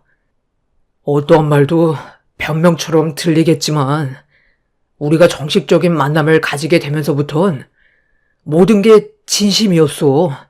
단 한순간도 거짓은 없었다고. 이런 내 마음 네가 더 잘 알잖아. 나한테 정말 조금의 기회조차 줄 수 없는 거야?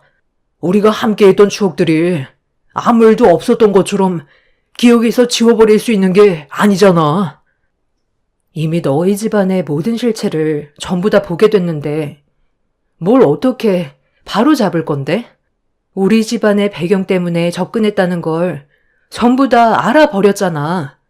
그리고 박 소장님과 혼인신고한 그분 또한 속아서 도장 찍은 거라며.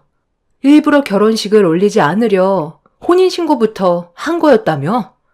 결혼식을 진행하면 모든 게 들통날까봐 그렇게 속이고 살림까지 차렸다는데 너는 나한테 조금도 거짓된 마음이 없었다는 걸 내가 어떻게 믿을 수 있겠어.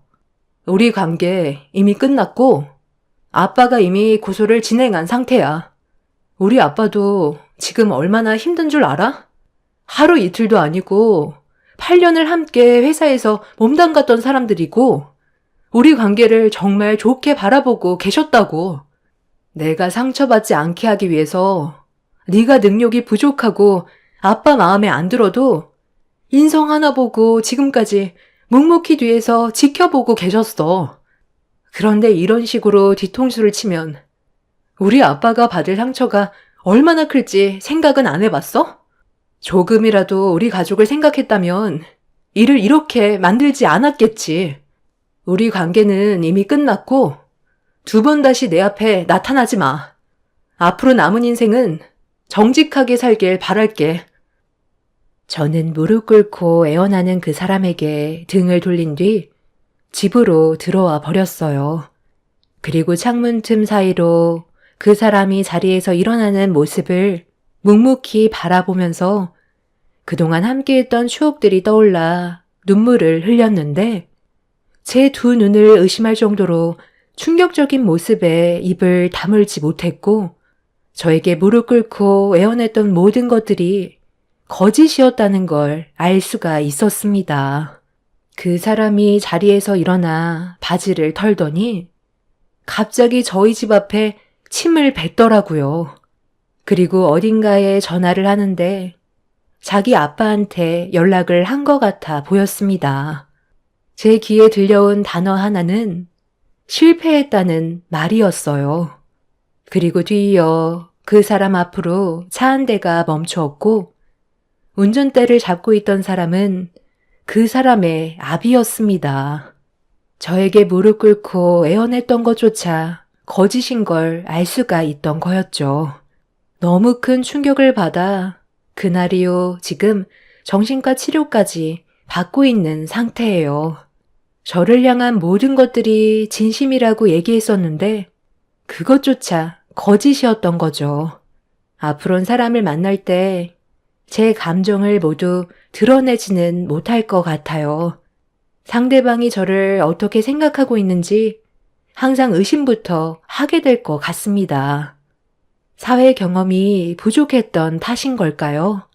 이번 일을 통해 앞으로 사람을 만날 때 더 신중할 필요가 있을 것 같아요. 제 사연 들어주신 분들도 어떠한 사람과 관계를 형성할 때 항상 조심하셨으면 좋겠어요. 사람의 속마음은 겉모습만 보고는 알 수 없으니까요. 여러분들께서는 저처럼 상처받는 일이 없으셨으면 좋겠습니다. 제 사연 들어주셔서 정말 감사합니다. 안녕하세요. 저는 이번에 겪게 된 일을 통해 인생 경험을 제대로 배운 30대 중반 여자입니다. 결혼 2년차 만에 이혼을 하게 될 거라고 상상조차 하지 못했었는데 남편의 한마디에 더는 함께 살아갈 이유가 없다 판단해 뒤도 안 돌아보고 바로 이혼을 결정하게 되었습니다. 남편과 결혼 이후 제일 큰 마찰이 생긴 건 양가 집안 왕래 문제 때문에 얼굴을 붉히게 된 적이 상당히 많았었어요. 시댁에 가는 건 당연한 거고 친정에 가는 날이면 항상 불만이 가득했었죠. 그런 모습들이 저에게 자주 실망을 안겨주다 보니 앞으로 남편과 어떻게 살아가야 할지 고민이 많아졌어요. 가끔 있는 일도 아니고 자주 일어나는 일이라 이런 관계가 지속이 되다 보면 그 끝은 결국 서로 남이 되는 방법밖에는 없었죠. 그래서 최대한 좋게 해결 보려고 정말 많이 노력을 했었지만 저 혼자만 노력한다고 해서 되는 문제도 아니더라고요. 남편이 친정에 가는 걸 싫어하다 보니 시댁 식구들도 제가 눈에 거슬렸는지 시댁에 가게 됐을 때 시모가 한마디 했고 그런 부분들이 너무 서운하게 다가오면서 왜 욕을 먹어야 하는지 이유도 알 수 없어 답답하기만 했었습니다. 그저 남편이 친정에 가기 싫다고 하도 난리를 치는 바람에 이런 걸로 결혼 생활에 지장을 주게 될 거라곤 정말 예상조차 하지 못했었어요. 이기적인 남편의 행동들 때문에 저도 참는데 한계에 다다랐었고 이렇게 사는 건 아닌 것 같아 시댁에서 한마디 듣고 온 이후 집으로 돌아온 저는 남편한테 다시 한번 확실하게 제 입장을 얘기해 줬어요. 당신이 왜 우리 부모님 집에 가는 걸 꺼려 하는지 모르겠어. 속마음이 어떤지 제대로 말을 해주지 않다 보니까 계속 이런 마찰이 생기게 되잖아. 우리 부모님이 당신한테 못하는 것도 아니고 정말 잘 챙겨주시는데 어떻게 가기 싫다는 말을 아무렇지도 않게 할 수 있어? 가기 싫은 걸 그럼 억지로 가냐? 나도 이런 생활 좋아서 하는 줄 알아? 당신이 솔직하게 얘기해달라고 하니까 말해주겠는데 상처받지 마. 저가댁에 가면 내가 너무 피곤해. 일단 거리도 가까운 편이 아닌데 시골에서 생활하시는 분들이라 일거리가 끊임없이 나오잖아. 장모님이 손가락 하나 까딱하지 말고 쉬라고는 하시지만 사위인 내가 집안에만 박혀 있을 수 있겠어? 눈치가 얼마나 많이 보이는데. 그리고 장모님은 왜 이렇게 쉬지 않고 움직이시는 거야? 내가 마음 편히 앉아 있을 수가 없어. 농사일을 하다 보니 하우스에 많이 나가시는데 나 혼자 집에 있는 것도 얼마나 불편한지 알아? 당신 부모님 일이니까 당연하게 생각하고 도와드리는 거겠지만 내 입장은 전혀 다르다고. 사위는 100년 손님인 거 알지? 대접받아야 될 입장인데 가자마자 눈치가 보여서 일을 안 할 수가 없잖아. 나는 이런 삶을 원하던 게 아니었어. 손가락 하나 까딱하지 않고 사위로서 대접받고 싶었다고. 그래서 처가댁에 가고 싶지는 않아. 그게 이유인 거야? 당신이 지금 하는 말 너무 어이없는 거 알아? 방금 거리가 멀다고 그랬어?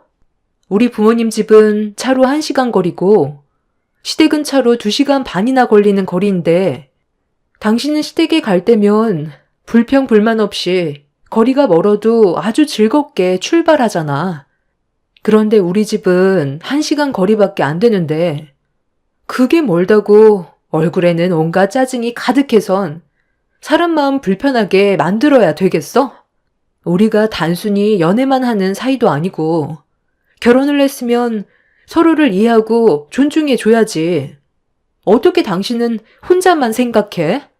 우리 부모님한테 눈치가 보인다는 건 그만큼 당신이 부모님께 잘 못하니까 그런 걸 느끼는 거겠지.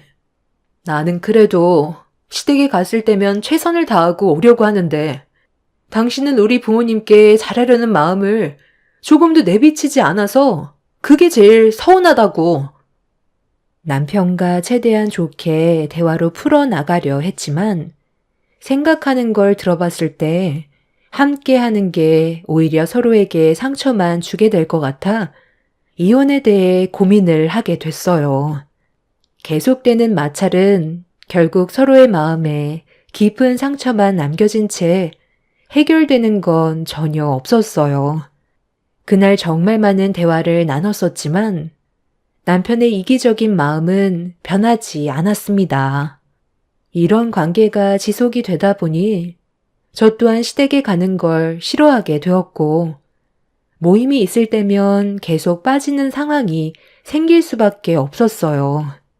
그렇게 되자 남편이 저와 나눈 대화에 대한 불만들을 시댁 식구들에게 전부 다 털어놓았고 결국 시모에게 전화가 와선 당장 튀어오라는 말에 어쩔 수 없이 시댁을 갈 수밖에 없었어요.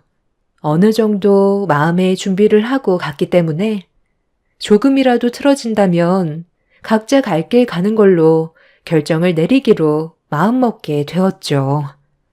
좀 조용히 살면 안 되겠니? 일을 꼭 크게 만들어야 되겠어? 네가 좀 이해하고 넘어가면 되는 거잖아. 내 아들이 가기 싫다는데 굳이 끌고 가는 이유가 뭐야? 제가 끌고 갔다고 그랬어요? 오히려 반대로 얘기했었는데요. 저희 부모님 댁에 하도 가기 싫다고 그래서 그냥 저 혼자 가려 했는데 그건 또 싫은지 본인이 따라온 거라고요. 저도 싸우고 싶지 않고 최대한 좋게 해결하려고 하지. 이런 분위기 오래 끄는 거 정말 안 좋아해요. 그런데 이건 너무하잖아요.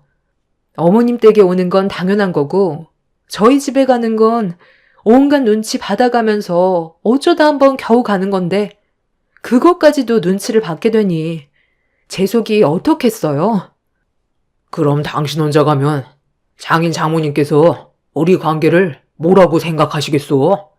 괜히 싫은 말 듣고 싶지 않아서 그냥 간 것뿐이야. 차라리 그게 속 편하거든. 출가 외인이라는 말이 왜 있겠니? 시집간 딸은 친정 사람이 아니고 남이나 마찬가지라는 뜻이다. 너는 이제 우리 집안 식구로 생활해야 된다는 거고 사돈댁과 왕래하는 비중보다 우리 집과 왕래하는 비중이 훨씬 더 커야지. 서로의 마찰이 줄어드는 건데 너는 항상 보면 불만이 너무 많은 것 같다. 제가 불만이 많다고요? 저처럼 배려를 많이 해주는 여자도 없을걸요? 어느 누가 친정에도 못 가게 하는데 결혼 생활을 유지하겠어요. 결혼을 했으면 당연히 우리 집안의 말을 따라야 하는 거지. 어디서 지금 어른이 얘기하는데 계속 털을 달아? 사돈댁이 너를 그리 가르쳤니? 저는 그럼 그냥 입만 닫고 살라는 거예요? 억울하고 서운한 거에 대해 말도 하지 말고 이 사람이 하라는 대로만 하면서 살아야 하는 거냐고요. 저는 그런 삶을 살려고 결혼한 게 아니에요. 어느 정도 마음을 먹고 오긴 했지만 이런 식으로 살 바엔 차라리 서로 각자 갈 길 가는 게 좋겠어요. 마음도 맞지 않는 결혼 생활 더는 유지하기 힘들 것 같아요. 당신도 나랑 이혼하고 싶어서 이렇게 나오는 거 아니야? 나를 조금이라도 사랑하는 마음이 있었다면 내 입장에 대해서 생각해주고 배려를 해줬겠지. 이렇게 이기적으로 행동하지는 않았을 거야. 나에 대한 사랑이 식었다는 거 오늘로써 확실하게 알았으니까 우리 여기까지만 하자. 너 혼자 북치고 장구치니? 이혼이 그리 쉬운 줄 알아? 내 아들 인생에 흠집이 나는 걸 내가 왜 두고 봐야 하는데? 너는 그냥 조용히 살면 되는 거야. 내가 뭘 잘못했다고 이렇게까지 나오는지 모르겠지만 내 입장에선 당신한테 최선을 다하며 살아왔어. 이혼은 못 들은 걸로 할게. 저희 그만 일어나 볼게요. 남편은 점점 격해지는 집안 분위기를 더 크게 만들고 싶지 않았는지 저를 데리고 밖으로 나왔어요. 그리고 차에 태운 뒤 어디론가 급하게 출발을 했고, 가는 동안 저희 부부는 한마디 말조차 하지 않았는데, 거의 도착해서 보니 남편이 저희 부모님 집을 향해 달리고 있던 거였어요. 부모님께서는 아침 일찍 농사일을 하셔야 돼서 벌써 주무시고 계실 텐데, 연락도 없이 찾아간 남편의 속마음을 알 수 없었던 저는 현관문을 붙잡으려는 남편을 끌어당기면서 뭐 하는 짓이냐고 화를 내자 저를 무섭게 노려보던 남편이 자기 부모님이 받은 스트레스 그대로 돌려줘야 할 것 같다면서 현관문을 강하게 두드렸습니다. 아니, 연락도 없이 이 늦은 시간에 윤서방 무슨 일인가? 얼굴빛이 상당히 안 좋은데 내 딸과 안 좋은 일이라도 있었던 거야? 일단 들어와서 얘기하게. 아니요. 들어갈 필요는 없을 것 같아요. 여기서 딱 한마디만 하면 될 것 같거든요. 장모님, 지수가 방금 저희 부모님한테 뭐라고 했는지 아세요? 이혼하겠대요. 저랑 성격이 너무 안 맞고 이기적인 것 같아서 그만하겠다는데 어떻게 생각하세요? 저희 부모님이 얼마나 큰 충격을 받으셨는지 아세요? 제가 장모님 댁 오는 거 싫다고 했거든요. 싫은 걸 억지로 할 수는 없잖아요. 올 때마다 쉬지도 않고 일만 해서 제가 얼마나 눈치가 보이는지 아세요? 명절 때만 잠깐 얼굴 비치면 되는 거지. 굳이 주말에 가끔 들려야 될 필요는 없는 거잖아요. 장모님 때문에 저희가 정말 이혼했으면 좋겠어요? 그걸 바라시는 거냐고요? 아니, 갑자기 이게 다 무슨 말이야? 너무 갑작스러워서 윤서방이 무슨 말을 하는 건지 전혀 이해를 하지 못하겠네. 지수야, 네가 좀 알아듣게 설명을 해봐. 이혼이라니? 둘 사이에 문제가 생기게 된 게 엄마 때문인 거야? 윤서방이 왜 우리 집에 오기 싫다고 하는 거니? 여태까지 단 한 번도 눈치를 준 적은 없었는데. 엄마는 많이 당황하셨는지 말을 제대로 이어가지 못하고 있었어요. 남편은 저희 엄마를 노려보면서 흥분을 가라앉히지 못하길래 제가 대신 그동안 어떤 일들이 있었는지에 대해 설명을 해드렸어요. 그리고 왜 이렇게까지 됐는지 전부 알게 되신 엄마 얼굴에는 그늘이 가득했어요. 남편은 이혼만큼은 절대 하지 않겠다며 명절날 이해에는 친정에 오지 않겠다고 못을 박은 뒤 저를 또다시 무작정 차에 올려 태웠어요. 밖이 소란스러워지자 뒤늦게 아빠가 밖으로 나오셨지만 남편은 인사조차 드리지 않고 다시 차를 출발시켰어요. 화가 머리끝까지 올라와 버린 저는 차를 세우라고 난리를 쳤고 한참을 달리던 남편이 갓길에 차를 세우자 바로 내려 버렸어요. 이미 더 이상 함께 살 이유가 없다고 확실하게 느끼게 된 순간이었고 소송을 해서라도 이혼을 하는 게 서로를 위한 길이라고 판단하게 되었습니다.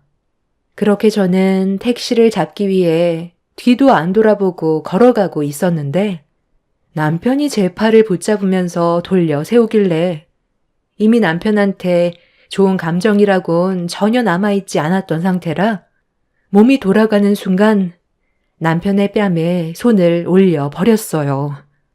뺨을 맞게 된 남편은 당황한 얼굴로 저를 바라보길래 더는 따라오지 말라며 소리를 지른 뒤 택시를 타고 친정집으로 다시 돌아왔어요. 그리고 부모님의 얼굴을 보자마자 그동안 참아왔던 서러운 감정이 터지면서 눈물이 쏟아져 나와 버렸네요. 결혼 생활이라는 게 이렇게까지 힘든 줄 몰랐는데 사소한 거 하나부터 서로 맞지 않다 보니까 계속 마찰이 생기고 서로가 받는 정신적 스트레스는 더 이상 버티지 못하게 만들었어요.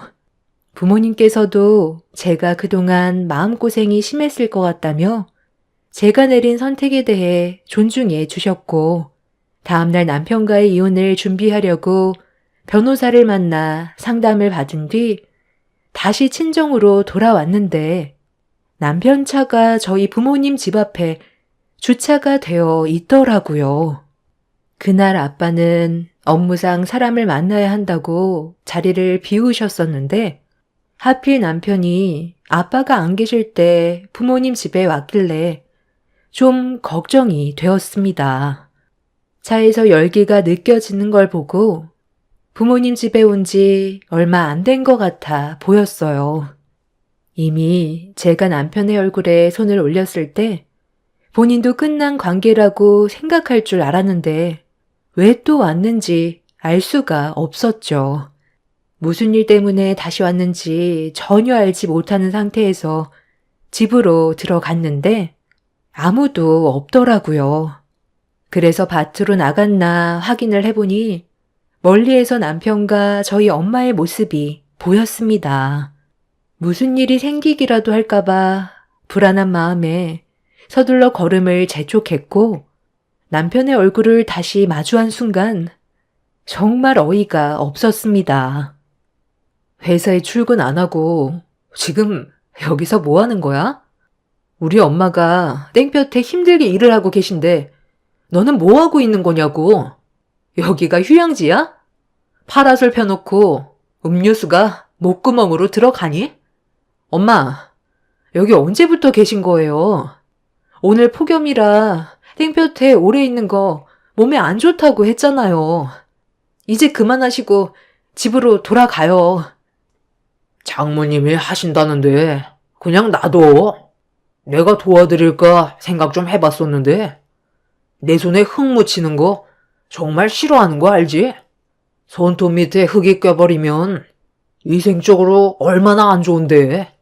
그래서 그냥 자리만 지켜주기로 했어. 그래도 되는 거잖아. 당신이 어제 나한테 했던 행동들 그거 장모님한테 전부 다 얘기했거든. 서운하게 생각하는 거 충분히 이해해. 그래도 남편의 얼굴에 손을 올리는 행동은 잘못했지? 내 앞에서 무릎 꿇으면 용서해 줄게. 그게 아니라면 나도 그냥 넘어가지는 않을 거야. 장모님, 어떻게 생각하세요? 제가 지수를 고소해도 할 말 없으시죠? 합의 절대 하지 않을 거고요. 무조건 법적 처벌 받게 하려고요. 웬만하면 서로 상처받지 않게 원만하게 해결하는 게 좋지 않겠어? 윤서방이 남자니까 좀 더 넓은 마음으로 내 딸을 이해해주면 얼마나 좋아. 그럼 장모님이 무릎 꿇으세요. 그거 어려운 거 아니잖아요.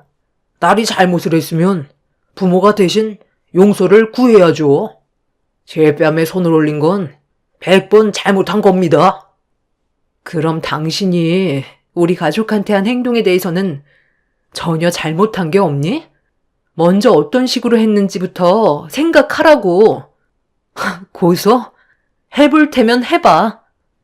엄마는 저와 남편이 서로 얼굴을 붉히면서 대화가 점점 거칠어지자 중간에서 말리는데 갑자기 엄마가 비틀거리더니 그 자리에서 쓰러지셨어요.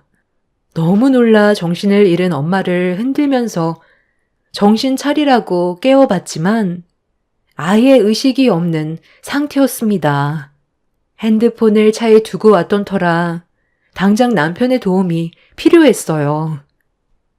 우리 엄마 깨어나지 못하고 계셔. 당신 119에 신고 좀 해줘. 이러다 정말 큰일 날 수도 있다고. 우리 둘의 문제인데 꼭 이렇게까지 했어야만 해? 여보세요? 엄마, 갑자기 왜 전화했어요? 네? 아, 그게 정말이에요? 바캉스 특가 상품이 나왔다고요? 언제 출발하는데요? 다음 날로 바로 예약 잡았다고요? 아, 당연히 가야죠. 기회는 왔을 때 잡는 거예요. 그럼 지금 당장 떠날 준비해야 되겠네. 짐 싸서 바로 갈게요. 지수요? 옆에 있으니까 제가 한번 물어볼게요. 넌 안 가냐? 엄마, 별로 가고 싶은 생각 없는 것 같은데 그냥 저희끼리 가요. 얘는 원래 그런데 안 좋아해요. 네, 그럼 조금 있다가 갈게요. 너 정말 미쳤어? 지금 우리 엄마가 어떤 상태인지 뻔히 알면서 바캉스를 갈 거냐는 말이 나와? 너는 처음부터 끝까지 나에 대한 배려가 조금도 없구나. 빨리 119에 전화부터 하라고. 내가 왜 그래야 되는 건데? 정 급하면 전날에 내 얼굴에 손 올린 거에 대해 무릎 꿇고 당장 사과해.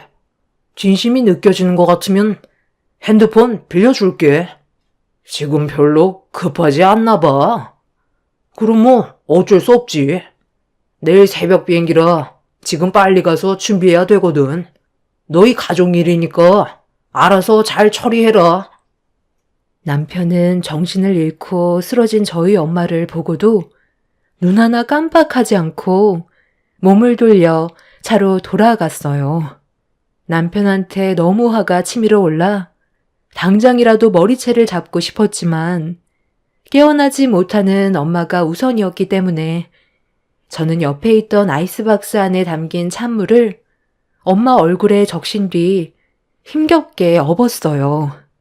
그렇게 제 차가 있는 곳으로 가려 하는데 엄마 주머니에서 핸드폰이 떨어졌고 저는 파라솔 그늘에 엄마를 눕혀드린 뒤 119에 신고를 해서 도움을 받을 수 있었습니다.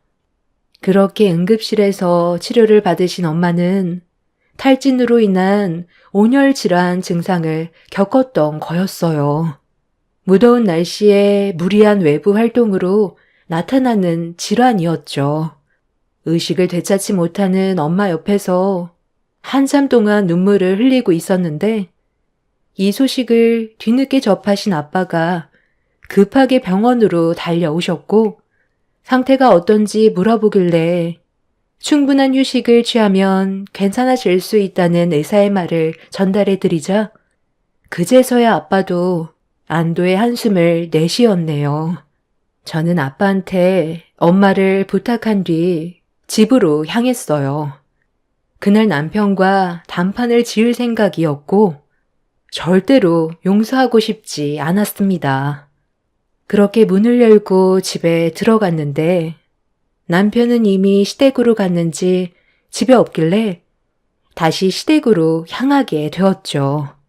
남편 차가 시댁 앞에 있길래 현관문을 열고 들어가려는데 남편의 목소리가 멀리에서 들려오길래 고개를 돌려보니 남편이 누군가와 대화를 나누고 있었습니다. 그 모습을 제 두 눈으로 보게 되는 순간 전혀 예상치 못한 광경이라 입을 다물지 못했고 몸을 숨길 수밖에 없었어요. 아, 괜찮다니까. 같이 간다고 해서 문제될 거 전혀 없어. 어차피 나 이혼하잖아. 네가 원하던 게 그거 아니었어? 그런데 왜 이렇게 불안해하는 건데? 아직 이혼한 건 아니잖아. 이러다 우리 관계 알기라도 해봐. 그럼 법적 고소 들어올 테고 우리 회사 이미지에 엄청난 타격을 받게 되는 거라고. 사내 연애 금지인데 우리는 그것보다 더 심각한 사이잖아. 우리 둘이 사랑하는 사이라 해도 남들은 그저 불륜으로밖엔 안 본다고. 법적으로 완전히 정리가 된 이후에 시작하는 게 좋겠어. 그리고 우리 부모님한테도 지금 상황에서 말씀드리는 것보단 지금의 상황을 깔끔히 끝낸 뒤 사랑하는 사람이 있다고 얘기하고 싶어. 아, 그래, 알았어. 자기가 불안해하는 거 오빠도 다 이해해. 그러니까 우리 이번에 같이 여행 다녀오자. 내가 우리 부모님이랑 가려고 여행 계획 잡았겠어? 거기 가면 방해할 사람도 없고 우리 둘이 자유롭게 시간 보낼 수 있잖아. 그리고 돌아와서 깔끔하게 정리할 테니까 너무 걱정하지 마. 나만 믿고 따라오면 된다니까. 사내 연애도 징계 조치 당하는데 우리가 불륜관계라는 사실이 회사에서 알게 된다면 어떻게 되는지 알지? 우리 퇴사해야 돼. 나 이 회사 정말 들어오고 싶었다고. 나도 마찬가지야. 그리고 다음 달에 나 대리해서 과장으로 진급하는 거 알지? 회사에서 나를 얼마나 좋게 보고 있는데 함부로 자르지 못할 거야. 정말 오빠 말만 믿어도 되는 거지? 그런데 오빠는 항상 무슨 안 좋은 일이 생기면 나한테 전화해서 만나자고 하더라. 평소에도 이렇게 자주 얼굴 보면 좋잖아. 내 화를 가라앉힐 사람이 너밖에 없어서 그래. 그래도 우리 아까 좋은 시간 보내고 왔잖아. 우리 부모님 기다리고 있으니까 서둘러 들어가자. 남편이 다른 여자와 바람 피우고 있는 모습을 목격한 저는 핸드폰으로 모든 상황을 촬영했어요. 너무 큰 충격을 받아서 손이 떨려 왔었지만 저에게는 꼭 필요한 증거물이었기 때문에 끓어오르는 분노에도 이를 악물고 둘이 나누는 대화를 제 귀로 모두 들으면서 숨죽여 촬영을 진행했어요. 그렇게 남편은 상간녀와 손을 잡고 시댁으로 들어가는 모습까지 제 핸드폰에 전부 찍히게 되었죠. 남편이 바람을 피우고 있을 거라곤 전혀 상상하지 못했었는데 제 두 눈앞에 펼쳐진 광경은 온몸에 소름이 돋게 만들었어요. 핸드폰에 담겨있는 영상만으로도 충분했지만 결정적인 증거를 하나 더 만들기 위해 한 번 더 심호흡을 하게 되었고 저는 시댁 식구들이 새벽에 여행을 떠나기 위해 출발을 할 때까지 차에서 기다리고 있었어요. 그리고 예상했던 대로 남편은 상간녀를 데리고 시부모님과 함께 움직였어요. 이미 시부모님 또한 상간녀를 새 며느리로 받아들일 마음의 준비가 되어 있었는지 저를 대할 때와는 전혀 다른 모습을 보여주고 있었습니다. 더군다나 상간녀가 시댁에서 하룻밤을 함께 보냈다는 건 엄청난 충격으로 다가왔었어요. 그렇게 남편의 차를 뒤에서 바짝 쫓았고 공항에서 내린 시댁 식구들은 표를 끊은 뒤 비행기에 올라타려고 들어가려 하자 저는 뒤에서 모든 영상들을 전부 촬영한 뒤 출국장이 떠나갈 정도로 남편의 직위를 외쳐 불렀습니다. 야, 윤대리, 네가 감히 나 몰래 바람을 피워? 저 여자를 데리고 해외여행까지 다녀오려고? 그런데 이거 어쩌니? 너희들 인생 여기서 끝난 것 같은데? 당신이 여긴 어떻게 알고 온 거야? 언제 출발하는지 알려준 적도 없었는데. 그리고 지금 이게 뭐 하는 짓이야? 너 나한테 복수라도 하는 거냐? 복수? 이거 가지고 복수라고 하면 안 되지. 이게 지금 용서가 된다고 생각해? 너희들이 어제 나눈 대화 들어보니까 저 여자 불륜 사실 걸릴까봐 엄청 불안해 하던데? 이 사실 저쪽 부모님은 전혀 알지 못하시나 봐. 불륜 사실이 회사에 까발려지면 너희들 퇴사 조치 당한다며? 다음 달 과장으로 진급한다고. 그런데 네가 번쳐 놔두고 저 여자와 바람 피웠다는 사실을 알게 되면 어떻게 될까? 사내 연애 금지에 엄격한 회사가 과연 불륜을 받아줄 수 있을까? 어제 너희들이 나눈 대화 이 핸드폰에 다 담겨 있고 출국 영상까지 전부 증거물로 만들어놨으니 이제 너희들 하고 싶은 대로 해. 여행을 다녀오던 지지고 볶던 마음대로 하라고. 나는 이 영상을 가지고 바로 회사로 찾아갈 거야. 내 인생을 망친 너희들을 그냥 둘 것 같니? 나를 놓친 거에 대해 평생 후회하게 될 거다. 이 천치들아. 잠깐만. 너 이대로 가버리면 우리가 마음 편히 여행 떠날 수 있을 것 같니? 일단 우리 좀 침착해지는 게 좋을 것 같은데 대화로 좋게 풀어나가면 안 될까? 그래, 좋게 해결하자. 우리 어차피 이혼하려고 했었잖아. 전날에 장모님 쓰러졌을 때 내가 그냥 버리고 와서 그래? 그런데 당신도 내 뺨에 손을 올렸었잖아. 네가 얼마나 나한테 많은 상처를 줬으면 그렇게까지 했겠어. 어차피 이혼할 거니까 막 나가도 된다는 거야? 좋게 풀어나가자고? 너희들한테 선처는 절대 없어. 저기요. 제가 그만할게요. 그러니까 제발 여기에서 멈춰주세요. 저 이 사실 부모님이 알게 되면 쓰러지실지도 몰라요. 이런 관계인 거 전혀 모른다고요.